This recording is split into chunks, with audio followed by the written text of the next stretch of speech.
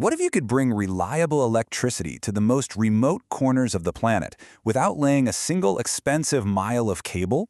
That's the incredible promise of a power grid that literally thinks for itself.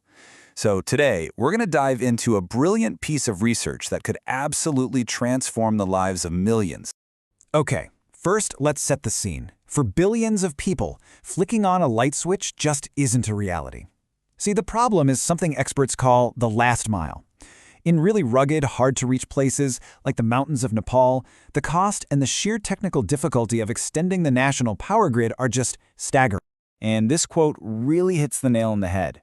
The core issue here isn't a lack of trying, it's about what's actually possible. For so many communities, hooking up to a massive, centralized grid is just a non-starter.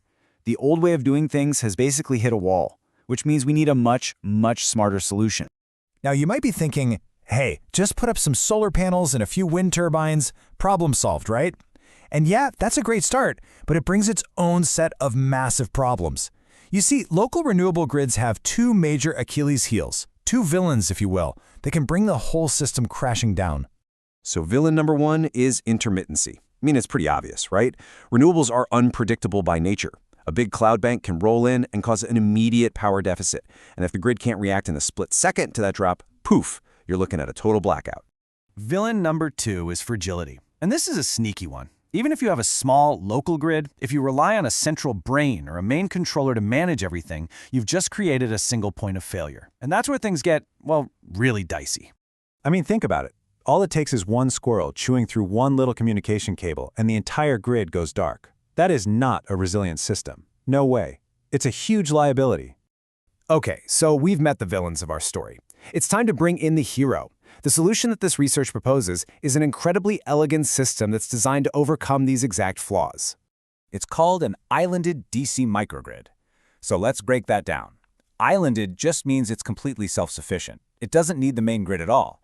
And DC, well, that part is actually genius. Think about it. Most of our modern gadgets, our batteries and solar panels, they all already use DC power. So by using DC for the whole grid, you get rid of all those wasteful energy conversions. It's just way more efficient. So what's this grid made of? Well, it's a hybrid, right? It brings together the best of three different worlds. You've got solar arrays for that reliable daytime power, wind turbines that can work day and night, and a super important battery system to store any extra energy and fill in the gaps. But here's the real magic. The system's superpower. It is truly plug and play. You can add a new solar panel, you can hook up a new battery, and it just works. All without needing a single communication wire between any of the power sources. Which leads to the obvious question, how on earth is that even possible? Right.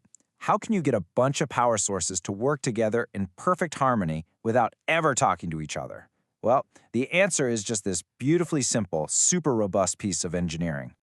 The secret sauce is something called droop control. Now, stay with me here. The best way to think about it is like a team of rowers in a boat. They don't need a coach yelling at them. They can all just feel the speed of the boat. If it starts to slow down, they all instinctively row harder. If it's going too fast, they ease off. The power sources do the exact same thing, but instead of speed, they feel the grid's voltage. It's like an autonomous, decentralized dance. But it gets even smarter, because the system actually has two modes of operation.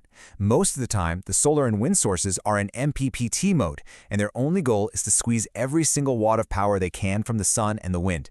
But if they sense the grid's voltage getting a little unstable, bam! They instantly switch over to droop mode, where their new priority is keeping the grid balanced, not just cranking out power. And the whole time, the battery is playing the role of the ultimate shock absorber, either soaking up extra power or injecting it when it's needed. Okay, so this all sounds amazing on paper, but does it actually hold up in the real world or, the next best thing? The researchers put this system through the ringer, running it through some incredibly detailed computer simulations to see if it could handle the absolute worst-case scenarios. And the results? They were just incredible. First, they simulated a sudden total loss of sun. The grid held stable, no problem. Then, they simulated a huge factory suddenly shutting down, creating a massive power surplus. Again, the voltage stayed rock solid as the battery just soaked up all that excess energy. And then came the biggest test of all. A factory suddenly powering on, creating a huge drain. And the grid, it dipped for just a fraction of a second and then bam, recovered almost instantly. I mean, this thing is tough. But here's the number that really tells the story. Throughout every single one of those chaotic tests, the grid's voltage never ever left its tight safety window of 240 to 260 volts. This wasn't just a pass, you guys. This was a pass with flying colors. It proves the system isn't just a clever idea, it's profoundly reliable. It's safe. And that brings us to the really big picture here. Because this research, it's about so much more than just one project. It's pointing to a massive, fundamental shift in how we think about energy. The future of our power grid isn't just about being green, it's about being decentralized. When you boil it all down, this communicationless design is a blueprint. It's a recipe for power systems that are tough, that are independent, and that are genuinely easy to build and expand on. This is a system that gives people more than just power. It gives them energy security. And that leaves us with a really fascinating question to chew on. We started this journey in a remote village in Nepal, but these ideas, resilience, autonomy, they're universal, right? So could these smart, self-managing microgrids be the key to powering not just the developing world, but maybe our own critical infrastructure, our hospitals, and who knows, maybe one day even our own neighborhoods?